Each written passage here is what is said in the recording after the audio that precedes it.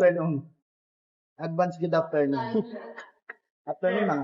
Ang dami ko kasing puti. Mm. Ayun, sana matanggal to. Nagpakulay ako nung last time, pero parang hindi kumagat. Tapos, medyo buhaghag na rin siya. Dati, parang inaano ko na kasing i-embrace sana yung kulot. Pero nga lang, parang nahirapan na ako. Oo. Tsaka parang buhaghag na. Actually, ang ganda ng mga waves ng hair mo. Kulang lang sa ayos ng layer. Ito yung layer, ma'am. Sige po. Kung ano yung pinaka-maiksi mo dito sa harap, siguro trim ko na lang and then more on layer tayo. Sige. Sa color mo pala, ng kulay natin.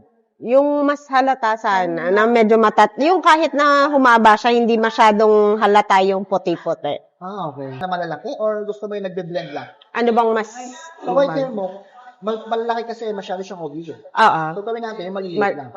Okay. Pero kita mo naman yung height. Sige. Kasi gagawin natin, medyo dark din yung base. Sa dark na base, ma'am, hindi black. Sige. Pero yung yung dryness at saka buhag, syempre, hindi ito. Paano kaya Better, ma'am, i-anti-place natin. Maliles niya yung buhaghag, then maliles niya yung pagkakakulot. Sige. Maganda yung magsak.